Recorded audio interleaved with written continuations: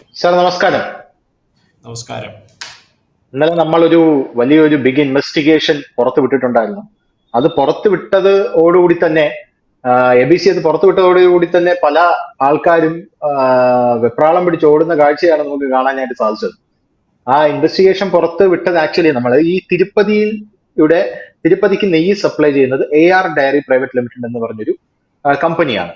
ആ AR dairy private limited actually ഒരു black listed കമ്പനിയാണ്. ആ AR ഡയറി അങ്ങോട്ട് നെയ്യ് സപ്ലൈ ചെയ്ത് അതിലുപയോഗിക്കുന്ന നെയ്യിലാണ് പന്നിക്കൊഴുപ്പ്, ബീഫിന്റെ മാലിന്യം, പിന്നെ ഫിഷ് ഓയിൽ ഇതൊക്കെ അടങ്ങിയിട്ടുണ്ട് എന്ന് ഫോറൻസിക്കില് ടെസ്റ്റ് ചെയ്ത് റിപ്പോർട്ട് പുറത്തു വന്നത്. കേന്ദ്രം അതിൽ ഇടപെട്ടു. അപ്പൊ ഈ AR പ്രൈവറ്റ് ലിമിറ്റഡിന്റെ പാലാണ് രാജ് മിൽക്ക് എന്ന് പറയുന്ന പാല്. ഈ രാജ് മിൽക്കിന്റെ സൈറ്റിൽ നമ്മൾ ചെന്ന് കഴിഞ്ഞ ദിവസം നോക്കിയപ്പോൾ ആ സൈറ്റിൽ അവർ വാല്യൂഡ് കോർപ്പറേറ്റ് കസ്റ്റമേഴ്സ് എന്ന പേരിൽ കേരളത്തിലെ മിൽമ തിരുവനന്തപുരം എന്ന് പറഞ്ഞ പേര് നമുക്ക് കാണാനായിട്ട് സാധിച്ചു.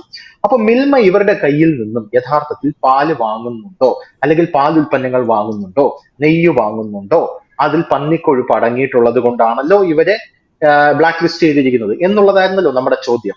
ഇത് പുറത്ത് വിട്ടതിന് പിന്നാലെ മിൽമ ഉടനെ തന്നെ വിശദീകരണവുമായിട്ട് രംഗത്തെത്തി. നമ്മുടെ ആവശ്യം അത് തന്നെയായിരുന്നു. മിൽമ എന്താണെന്ന് വെച്ചാൽ ക്ലാരിഫൈ ചെയ്യണം എന്നുള്ളതാണ് നമ്മുടെ ആവശ്യം.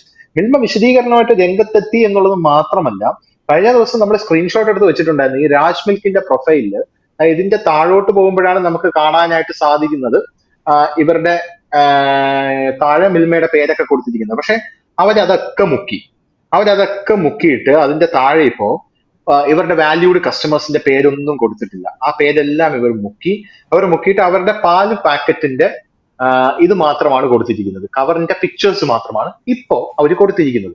അവരത് മുക്കി കണ്ട വഴി ഓടി. ശരി, ആയിക്കോട്ടെ. ഇനി മിൽമയുടെ വിശദീകരണം ഞാൻ സാറിന് വേണ്ടിയിട്ട് ഒന്ന് വായിച്ചു തരാം. മിൽമ പറയുന്നത് ഇഷ്യൂഡ് ഇൻ പബ്ലിക് ഇൻട്രസ്റ്റ് എന്നാണ് മിൽമ പറഞ്ഞിരിക്കുന്നത്. This is in reference to recent reports suggesting that Milma produced ghee from a Dindigul-based dairy facing allegations of supplying adulterated ghee to Tirumala Tirupati Devasthanam for the preparation of Laddu Prasadam. We wish to clarify that Milma has never purchased ghee from the mentioned dairy and has had no business transactions with them since 2016. These claims are completely unfounded and misleading എന്നാണ് മിൽമ പറഞ്ഞിരിക്കുന്നത്. അതായത് 2016 ശേഷം ഞങ്ങൾ അവരിൽ നിന്ന് യാതൊരുവിധ ട്രാൻസാക്ഷൻസും ഇല്ല എന്നാണ് മിൽമ പറഞ്ഞിരിക്കുന്നത്.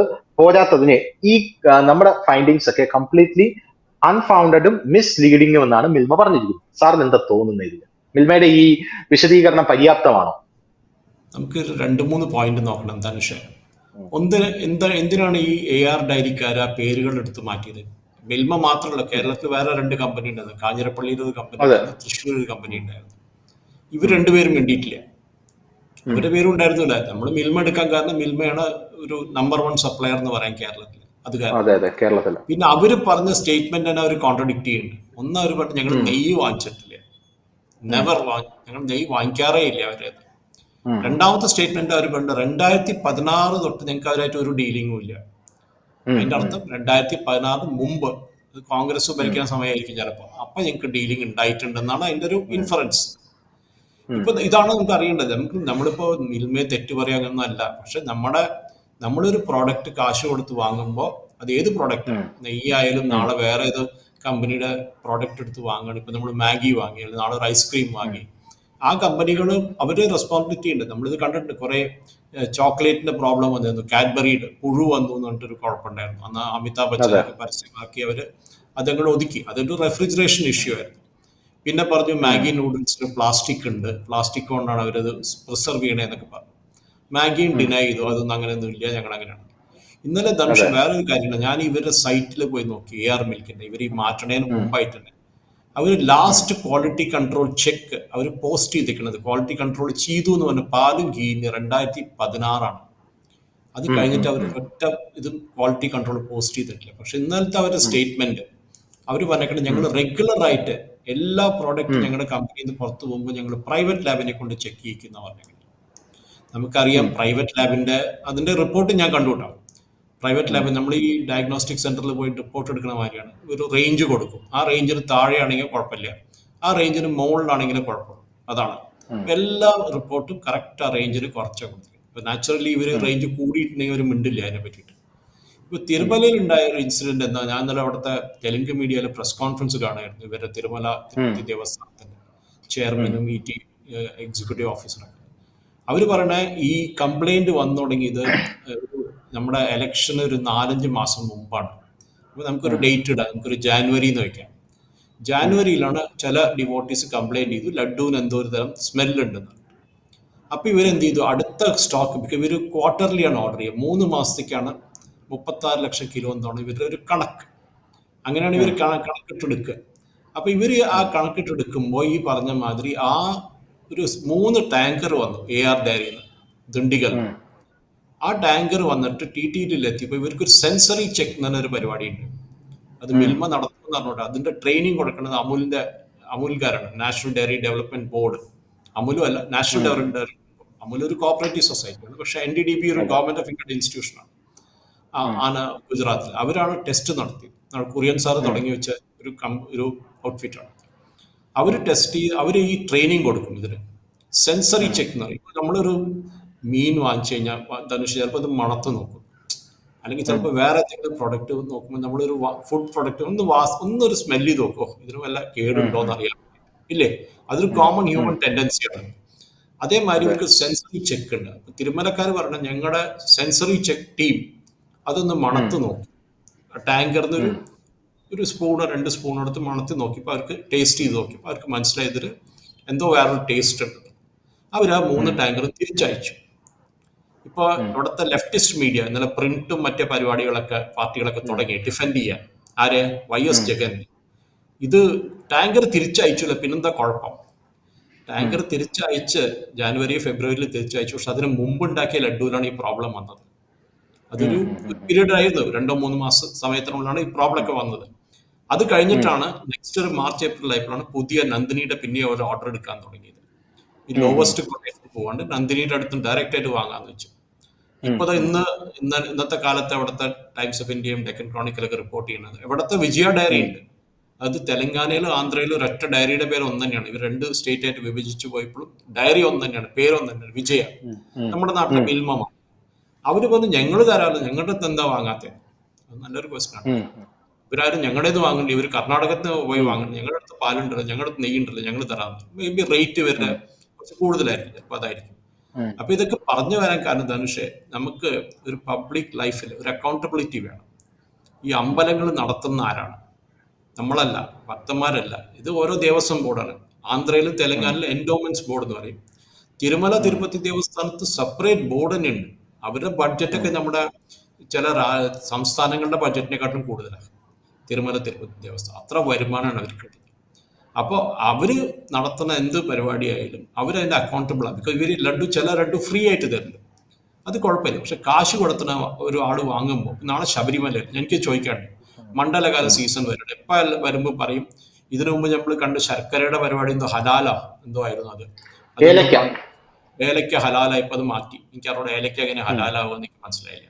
ഇനി പൊട്ടിക്കണവൻ ഒരു കമ്മ്യൂണിറ്റിയിൽ നിന്ന് ആയിരിക്കണമെന്നുണ്ടോ അറിഞ്ഞൂടെ, അതായിരിക്കും ചിലപ്പോൾ ഹലാൽ എന്ന് പറഞ്ഞത്. പക്ഷെ ശബരിമലയിൽ ഉപയോഗിക്കുന്ന ഏത് പ്രൊഡക്റ്റ് ആയിക്കോട്ടെ അതിന്റെ ക്വാളിറ്റി കൺട്രോൾ ചെക്കിംഗ് ഉണ്ടോ?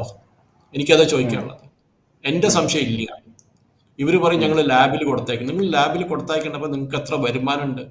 നിങ്ങൾ ശബരിമലയിൽ തന്നെ സന്നിധാനത്ത് വെക്കേണ്ട, വേറെ എവിടെയെങ്കിലും ചോട്ടിൽ കുറച്ച് സ്ഥലമുള്ള സ്ഥലത്ത് ഒരു ലാബ് സെറ്റപ്പ് ചെയ്യും. ഇപ്പോൾ അമുലുകാർ ഫ്രീ ആയിട്ട്, നാഷണൽ ഡയറി ഡെവലപ്മെന്റ് ഫ്രീ ആയിട്ട് അവർ ലാബ് സെറ്റപ്പ് ചെയ്യുന്നുണ്ട്.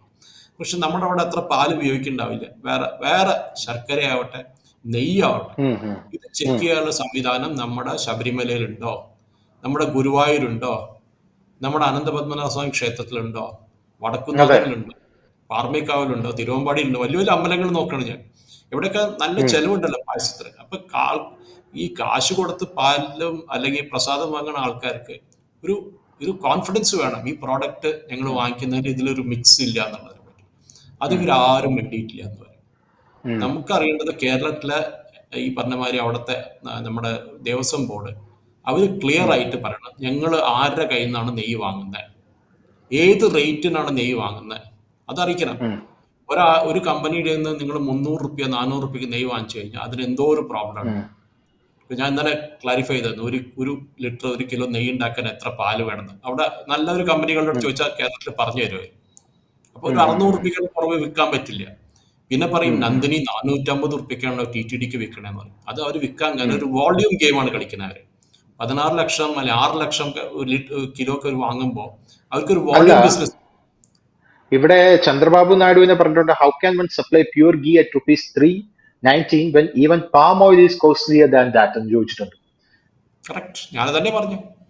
ഉം, ഇന്നലെ ഞാൻ പറഞ്ഞു 32 ലിറ്റർ പാല് വേണം ഒരു ലിറ്റർ അല്ലെങ്കിൽ ഒരു കിലോ. അതിന് 900 ml അല്ലെങ്കിൽ 1 kg, അങ്ങനെയാണ് കണക്ക്. 900 ഗ്രാംസ് ആയിരിക്കും 1 ലിറ്റർ ആയിരിക്കും. അങ്ങനെ മാറി കിലോ ലിറ്റർ തമ്മിലൊരു കുറച്ച് വ്യത്യാസം.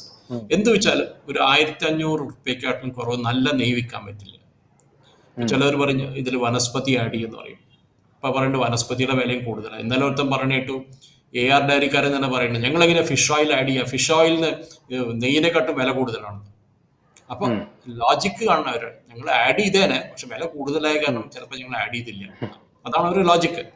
അപ്പൊ ഉം, ഞാൻ പറയും, എനിക്ക് എത്രേ പറയുള്ളൂ, നടന്നു ഇന്നൊന്നും ചെയ്യാൻ പറ്റില്ല. അത് ആന്ധ്ര ഗവൺമെന്റ് TTD അവരുടെ എൻക്വയറി ഓർഡർ ചെയ്യുന്നുണ്ട്. ഞാൻ കേട്ടത് പവൻ കല്യാൺ ഒരു CBI എൻക്വയറി ചോദിച്ചിട്ടുണ്ട്. ചിലപ്പോൾ CBI എൻക്വയറി നടക്കും. ആക്ച്വലി ഇത് CBI എൻക്വയറിയുടെ ആവശ്യമില്ല. പക്ഷെ അവിടുത്തെ പൊളിറ്റിക്കൽ പാർട്ടികൾ രണ്ടുപേരും തമ്മിൽ അടിയാണ്, YSRCP ഉം, ജഗനും നായിഡുവിന്റെ TDP തമ്മിൽ. അപ്പോൾ ഒരു ന്യൂട്രൽ ബോഡി ആയിട്ട് ഒരു CBIനെ കൊണ്ടുവന്നു കഴിഞ്ഞാൽ അവർ വേണമെങ്കിൽ നാഷണൽ ഡയറക്ടറി ബോർഡിൽ നിന്ന് എക്സ്പേർട്സിനൊക്കെ എടുത്ത് ഈ ഫീൽഡിൽ, CBIന് ഇതിൽ എക്സ്പെർട്ടീസ് ഇല്ല നെയ്യ് ചെക്ക് ചെയ്യാൻ. അവരൊരു ഉം. എക്സ്പേർട്സിനെ കൊണ്ടുവന്നിട്ട് ഇതിൽ വല്ല തിരിമറി ഉണ്ടായിട്ടുണ്ടോ, ഇതിൽ വല്ല കൈക്കൂലി വാങ്ങിച്ചിട്ടുണ്ടോ? കൈക്കൂലി വാങ്ങിക്കും. അമ്പലങ്ങൾ നടത്താൻ ദേവസ്വം ബോർഡിന് ഇൻട്രസ്റ്റ് ഉള്ളത് എന്തിനാ? അവരുടെ ആൾക്കാരെ കുത്തി കയറ്റാൻ. രണ്ടാമത് ഉം. കൈക്കൂലി വാങ്ങും, എല്ലാ കോൺട്രാക്റ്റും കൈക്കൂലി വാങ്ങും. അതൊരു സംശയമില്ല. ഇവർ ടെൻഡർ എന്നൊക്കെ ഒരു പേരിന് പറയണതാണ്. ടെൻഡറൊക്കെ അവിടെ തന്നെ ഇരുന്ന് 3 പേരും കൂടി ഡിസൈഡ് ചെയ്യണതാണ്. നിനക്ക് പകുതി, എനിക്ക് 1/3, നീ 1/3, നീ 1/3. നമ്മൾ 3 പേരും ഉം. 33% കോൺട്രാക്ട് എടുത്തോളാം, ഈ റേറ്റ് കോട്ട് ചെയ്യാൻ നമുക്ക് എല്ലാവർക്കും കൂടി. ഇതാണ് ഇവർ തമ്മിൽ നടക്കുന്നത്. അപ്പം ഞാൻ പറയണെങ്കിൽ കേരളത്തിലും അവിടുത്തെ ഭക്തജനങ്ങൾ ചോദിക്കേണ്ടത്, ഞങ്ങളുടെ അവിടുത്തെ അമ്പലങ്ങളിൽ നടക്കുന്ന ഓരോ പ്രോഡക്റ്റിന്റെ വാങ്ങുന്നത് എവിടെയാണ്, അതിന്റെ ക്വാളിറ്റി കൺട്രോൾ ചെക്ക് ഉണ്ടോ? നെയ്യ് അല്ല, മാത്രമല്ല. ആ ചോദ്യം ദേവസ്വം ബോർഡിനോടാണ്. ഇപ്പൊ അത് ചോദിക്കാനുള്ള പ്രധാനപ്പെട്ട കാര്യം, ഇപ്പൊ മിൽമ 2016 മുമ്പ് ഇത്രയും ഈ ഈ ബ്ലാക്ക് ലിസ്റ്റ് ചെയ്യപ്പെട്ട കമ്പനിയുമായിട്ട് മിൽമ ട്രാൻസാക്ഷൻസ് നടത്തിയിട്ടുണ്ട് എന്ന് മിൽമ സമ്മതിച്ചിട്ടുണ്ട്. ഞങ്ങൾ ഇപ്പൊ നടത്തിയിട്ടില്ല, പക്ഷെ അപ്പോൾ നടത്തിയിട്ടുണ്ട് എന്ന് പറയുന്നുണ്ട്. അതിൽ ആദ്യത്തെ നമ്മുടെ ഡൗട്ട് എന്ന് പറഞ്ഞാൽ, അങ്ങനെയാണെങ്കിൽ നിങ്ങൾ നടത്തി കഴിഞ്ഞ ഈ 2016 ശേഷം പിന്നെ എന്തിനാണ് അവരുടെ സൈറ്റിൽ നിങ്ങളുടെ പേര് അവർ ഉൾപ്പെടുത്തിയിരുന്നത് എന്നുള്ളൊരു ചോദ്യമുണ്ട്. നിങ്ങളുടെ പേര് അവരുടെ സൈറ്റിൽ നിന്ന് അവർ എന്തുകൊണ്ട് ഉൾപ്പെടുത്തിയിരുന്നു? കാരണം 2016 എന്ന് പറയുന്നത് 2017, 18, 19, 20, 21, 22, 23, 24, ഏകദേശം 8 കൊല്ലമായി. 8 കൊല്ലത്തിന് ശേഷവും നിങ്ങൾ അവരുടെ വാല്യുബിൾ കസ്റ്റമർ ആണ് എന്ന് രാജ് മിൽക്ക് അവരുടെ അതിൽ ഉൾപ്പെടുത്തണമെങ്കിൽ അതെന്തുകൊണ്ടാണ് അങ്ങനെ ഉൾപ്പെടുത്തിയിട്ട് നിങ്ങളെ മിൽമ, അപ്പൊ രാജ് മിൽക്കിന്റെ ഇപ്പോ ആ ഡയറീസ് ഇപ്പോ ബ്ലാക്ക് ലിസ്റ്റഡ് ആയി. അപ്പോ മിൽമയ്ക്കും കൂടെ ഒരു പേരുദോഷം അതിനകത്ത് വരുന്ന ഒരു സാഹചര്യം നിലവിൽ ഉണ്ടായിട്ടുണ്ട്. അപ്പൊ നിങ്ങൾ ജെന്യുവൻ ആയിട്ടാണ് ഇത് പറയുന്നതെങ്കിൽ നിങ്ങൾ എന്തുകൊണ്ടാണ് അവരതിനകത്ത് ഉൾപ്പെടുത്തിയിരുന്നത് എന്നുള്ള കാര്യം നിങ്ങൾ ചോദിക്കണം. അത് നിങ്ങൾ പുറത്തു കൊണ്ടുവരാൻ മിൽമ തന്നെ ശ്രമിക്കണം എന്നുള്ളത് ആദ്യത്തെ കാര്യമാണ് ഇതിൽ പറയാനുള്ളത്. രണ്ടാമത്തെ കാര്യം എന്ന് പറയുന്നത്, മിൽമ വാങ്ങിക്കുന്ന പ്രോഡക്ട്സ്, മിൽമ പുറത്തുനിന്ന് വാങ്ങിക്കുന്നത്. ഇപ്പൊ കഴിഞ്ഞ ദിവസം തന്നെ ഒരു റിപ്പോർട്ട് വന്നത്, ഓണക്കാലത്ത് പാൽ ലഭ്യത വളരെ കുറവായതുകൊണ്ട്, ഞാൻ സാറിന് അയച്ചു തന്നിട്ടുണ്ടല്ലോ, 1.25 ലിറ്റർ പാല് വാങ്ങും. അതായത് 1,25,00,000 ലിറ്റർ പാല് മിൽമ പുറത്തുനിന്നാണ് ഇത്തവണ തിരുവോണത്തിന് ഇറക്കുമതി ചെയ്തിരിക്കുന്നത്, പുറത്തുനിന്നാണ് വന്നിരിക്കുന്നത്. അപ്പൊ കഴിഞ്ഞ ദിവസം ഈ വാർത്ത കണ്ടപ്പോൾ പല ആൾക്കാരും പറഞ്ഞത് കേരളത്തിലെ ക്ഷീര കർഷകരിൽ നിന്ന് മിൽമ കളക്ട് ചെയ്യുന്നതാണ് പാലെന്ന്. ഇവിടെ കേരളത്തിൽ അതിന് ഇവിടെ പശു, അതാണ് എനിക്ക് ആദ്യം ചോദിക്കാനുള്ളത്. എവിടെയാ പശു? ഇവിടെ മനുഷ്യന്മാർക്ക് ഇവിടെ ബീഫ് എന്ന് പറഞ്ഞ് വെട്ടി തിന്നാണ് അവന്മാര്. വെട്ടി തിന്നാൻ പോലും അവന്മാർക്ക് ഇപ്പൊ ഇല്ല പശു. അപ്പോഴാണ് കേരളത്തിന് മറ്റേ പാലെന്ന് പറഞ്ഞ് രംഗത്ത് എത്തുന്നത്. പോരാത്തതിന് മിൽമയിൽ കൊടുത്തിട്ട് പൈസ കിട്ടാത്തത് കൊണ്ട് ക്ഷീര കർഷകരെല്ലാം പാല് അവരുടെ സ്വയം ഇഷ്ടത്തിന് വിൽക്കുകയാണ് എന്നുള്ളത് നമ്മൾ മനസ്സിലാക്കേണ്ട ഒരു കാര്യമാണ്, ആ സൊസൈറ്റികളെല്ലാം. അപ്പോ കർണാടക, തമിഴ്നാട്, ആന്ധ്ര, മഹാരാഷ്ട്ര എന്നിവിടങ്ങളിൽ നിന്ന് മിൽമ പാൽ എത്തിച്ചു എന്ന് ചെയർമാൻ KS മണി അറിയിച്ചു. അപ്പൊ നിങ്ങൾ ഈ പാൽ എത്തിച്ചിരിക്കുന്ന കമ്പനീസ് ഏതൊക്കെയാണ്? ഇത്തവണ നിങ്ങൾ ഓണത്തിന് പാല് കേരളത്തിലേക്ക് എത്തിച്ചിരിക്കുന്ന കമ്പനീസ് ഏതൊക്കെയാണ് എന്നിവർ പറയണം. ഇവര് പറയണം എന്ന് പറഞ്ഞു കഴിഞ്ഞാൽ, നിങ്ങൾ പറഞ്ഞിട്ടുണ്ട് രാജ് മിൽക്കുമായിട്ട് നിങ്ങൾക്ക് യാതൊരുവിധ ഇതുമില്ല എന്ന് പറഞ്ഞിട്ടുണ്ട്. അങ്ങനെയാണെങ്കിൽ നിങ്ങളുടെ ജെനുവിനിറ്റി തെളിയിക്കാനായിട്ട് നിങ്ങൾ പറയേണ്ടത് ഈ ആന്ധ്രയിൽ എവിടെ നിന്നാണ്, കർണാടകയിൽ നിന്ന് എവിടെ നിന്നാണ്, തമിഴ്നാട്ടിൽ നിന്ന് എവിടെ നിന്നാണ്. ഇതാണ് ഇമ്പോർട്ടന്റ്. തമിഴ്നാട്ടിൽ നിന്ന് എവിടെ നിന്നാണ് നിങ്ങൾ പാൽ എത്തിച്ചിരിക്കുന്നത് എന്ന് നിങ്ങൾ പറയണം. അത് വളരെ ഇമ്പോർട്ടന്റ് ആയിട്ടുള്ള ഒരു കാര്യമാണ്. കാരണം ഇത് ചെറിയ ഒരു പ്രശ്നമല്ല എന്നുള്ളത് കൊണ്ടാണ് മിൽമയോട് ചോദിക്കുന്നത്. മിൽമ, ഞാൻ വീണ്ടും പറയുന്നത്, മിൽമ ഡിഫൈൻ ചെയ്യാനോ ഡീഫെയിം ചെയ്യാനോ അല്ലെങ്കിൽ മിൽമ പ്രോഡക്ട്സ് ആരും മേടിക്കാതിരിക്കുക അങ്ങനെയല്ല പറയുന്നത്. കാരണം ഇവിടെ നമുക്ക് കഴിക്കുന്ന ഭക്ഷണങ്ങൾക്ക് ഗുണമേന്മയുണ്ട് എന്നുള്ളതിന് നിങ്ങൾക്ക് കുറച്ചുകൂടെ വിശ്വാസ്യത വരുത്താൻ വേണ്ടിയിട്ടാണ് ഈ കാര്യങ്ങളൊക്കെ പറയുന്നത് എന്നുള്ളത് കൊണ്ടാണ്. ഇനി അടുത്ത ദേവസ്വം ബോർഡിനോട് പറയാനുള്ളത് സാറ് പറഞ്ഞ കാര്യമാണ്. നിങ്ങൾ എവിടെ നിന്നാണ് ഈ പ്രസാദത്തിന് വേണ്ട നെയ്യും കാര്യങ്ങളുമൊക്കെ ഇറക്കുമതി ചെയ്യുന്നത് എന്നുള്ളത്. ഇത് ഒരിക്കലും ഞാൻ പറയുന്നു, അമ്പലങ്ങളിലേക്ക് ഇറക്കുമതി ചെയ്യുന്ന നെയ്യായിരുന്നാലും എണ്ണയായിരുന്നാലും എല്ലാം, ഈവൻ അവിടെ കത്തിക്കുന്ന എണ്ണ പോലും, അതായത് വിളക്ക് കത്തിക്കുന്ന എണ്ണ പോലും ഫസ്റ്റ് ക്വാളിറ്റി മാത്രമേ ഇറക്കുമതി ചെയ്യാവൂ ദേവസ്വം ബോർഡ് എന്നുള്ളത് ഭക്തജനങ്ങൾക്കിടയിൽ നിന്ന് നിർബന്ധമായിട്ടുള്ള ഒരു കാര്യമാണ്. സാറിന് ഒരു കാര്യം അറിയാമോ, ഞാൻ ഈ അമ്പലത്തില് ഇത് മേടിക്കാനായിട്ട് പോകും, എണ്ണ മേടിക്കാനായിട്ട് മാർക്കറ്റിൽ പോകും. അതായത് എനിക്ക് ഈ വിശ്വാസപരമായിട്ട് ഒരു ടിൻ എണ്ണയൊക്കെ ഞാൻ മേടിച്ച് അമ്പലത്തിൽ കൊടുക്കുന്ന പരിപാടിയൊക്കെ ഉണ്ട്. അങ്ങനെ മേടിച്ച് കൊടുക്കുമ്പോൾ അവിടെ ചെന്നിട്ട് അവര് ചോദിക്കും, കച്ചവടക്കാര് ചോദിക്കും, ഞാൻ ചോദിക്കും ഏതാ എണ്ണ ഉള്ളതെന്ന് ചോദിക്കും. അപ്പൊ അവര് പറയും സാർ ഫസ്റ്റ് ക്വാളിറ്റി ഉണ്ട്, സെക്കൻഡ് ക്വാളിറ്റി ഉണ്ട്, തേർഡ് ക്വാളിറ്റി ഉണ്ടെന്ന്. അപ്പൊ ഞാൻ പറയും അതെന്താ ഈ ഫസ്റ്റ് ക്വാളിറ്റി ആണ് ഏറ്റവും ബെസ്റ്റ് എണ്ണ. പിന്നെ അമ്പലത്തില് വിളക്ക് എത്തിക്കാനും അഭിഷേകത്തിനൊക്കെ അല്ലേ, അതിന് ഈ എണ്ണ ഉൽപ്പാദിപ്പിച്ചിട്ട് അവരെന്തോ ഒരു ടേം പറയും, എനിക്ക് എക്സാക്ട്ലി അത് ഓർമ്മയില്ല. ഈ ഉൽപ്പാദിപ്പിച്ചിട്ട് അതിന്റെ വേസ്റ്റ്, അത് ബാക്കി മിച്ചം വരൂലേ, മിച്ചം വരുന്ന അത് സെക്കൻഡ് ക്വാളിറ്റി. പിന്നെ തേർഡ് ക്വാളിറ്റി ഉണ്ട്, അത് സാറിന്റെ കാശിനനുസരിച്ച് നമുക്ക് എങ്ങനെ വേണോ ചെയ്യാമെന്ന് പറയുന്ന ഒരു സാഹചര്യം ഉണ്ട്. അപ്പൊ ഞാൻ ചോദിക്കും ഈ എണ്ണയാണോ അഭിഷേകത്തിന് എടുക്കുന്നതെന്ന് ചോദിക്കും. ചില അമ്പലങ്ങളിൽ ഇതായിരിക്കും സാർ അഭിഷേകത്തിന് എടുക്കുന്നത്. ചിലയിടത്ത് ഭക്തര് പറയും എനിക്ക് ഫസ്റ്റ് ക്വാളിറ്റി എണ്ണ, പ്യൂർ ആയിട്ടുള്ള നല്ലെണ്ണ അത് തന്നെ വേണം, അത് അഭിഷേകത്തിന്. പിന്നെ എല്ലാ അമ്പലങ്ങളിലും എനിക്ക് തോന്നുന്നു എല്ലാ അമ്പലങ്ങളിലും ഈ എണ്ണ സെക്കൻഡ് ക്വാളിറ്റിയോ മറ്റു എണ്ണയോ ആണ് ഈ ചുറ്റുവിളക്ക്, പുറമേ ഉള്ള ഈ ലൈറ്റപ്പ് ചെയ്യാനില്ലേ, പുറമേ ഈ വിളക്ക് കത്തിക്കാനൊക്കെ ഉപയോഗിക്കുന്ന അതാണെന്നാണ് എനിക്ക് തോന്നുന്നത്. അപ്പൊ അത് ദേവസ്വം ബോർഡ് വളരെ ഇതായിട്ട് ക്ലാരിഫൈ ചെയ്യേണ്ട ഒരു കാര്യമാണ്. ദേവസ്വം ബോർഡ് എവിടെ നിന്നാണ് എണ്ണയും പൊരിയും അവിലും മലരും ഒക്കെ ഇറക്കുമതി ചെയ്യുന്നത്, നിങ്ങൾ എവിടെ നിന്നാണ് നെയ്യ് ഇറക്കുമതി ചെയ്യുന്നത്, പാൽ എവിടെ നിന്നാണ് ഇപ്പോ ദേവസ്വം ബോർഡ് ക്ഷേത്രങ്ങളിലേക്ക് ഇറക്കുമതി ചെയ്യുന്നത് എന്നുള്ളതെല്ലാം ദേവസ്വം ബോർഡ് പറയേണ്ട ഒരു കാര്യമാണ്. കറക്റ്റ് അല്ലേ? ആണ്. ഇപ്പൊ ഞാനൊരു എക്സാമ്പിൾ എടുക്കാം. തുലാഭാരം ഉണ്ട്. തുലാഭാരത്ത് നിന്ന് വരക്കുന്ന ശർക്കര ആയിരിക്കും ചിലപ്പോൾ തിരിച്ചുവർ അവരുടെ പ്രോഡക്ട്സിൽ ഉപയോഗിക്കുമ്പോഴാണ്. അതാണ് അതിൻ്റെ ഒരു ലോജിക്കൽ തിങ്. അതേമാതിരി ചിലപ്പോൾ നെയ്യായിരിക്കും, പറയാൻ പറ്റില്ല, ചിലർ നെയ്യും തുലാഭാരത്തിന് ഉപയോഗിക്കുന്നുണ്ടാവും. അവർ തരണേന്ന് നമുക്കൊരു കുഴപ്പമില്ല, അവരൊരു വിശ്വാസമാണ്, അവരൊരു ഈ പറഞ്ഞ മാതിരി അവരൊരു ബിലീഫാണ്. ഞങ്ങൾക്ക് ശർക്കരയാണോ പഴമാണോ അരിയാണോ അവർ എന്തായാലും കൊടുത്തോട്ടെ, അത് കുഴപ്പമില്ല. പക്ഷെ ഞാൻ പറഞ്ഞു പിന്നെ അവിടെയാണ് വരുന്നത്, റിട്ടേൺ അതേ പോയിന്റിൽ വന്നാൽ നിൽക്കുന്നത്. നമ്മൾ ഈ പ്രോഡക്റ്റ് ആരെങ്കിലും ടെസ്റ്റ് ചെയ്യുന്നുണ്ടോ? ഇപ്പൊ ഈ ആന്ധ്രയിലെ തിരുമലയിലെ പ്രോബ്ലം വന്നപ്പോ തൊട്ടാണ് എല്ലാവരും ഇതിനെപ്പറ്റി പറഞ്ഞു തുടങ്ങിയത്. ഇതുവരെ ആരും മിണ്ടാറില്ല അതിനെ പറ്റിയിട്ട്. അപ്പൊ അതാണ് നമുക്ക് പറയാനുള്ളത്.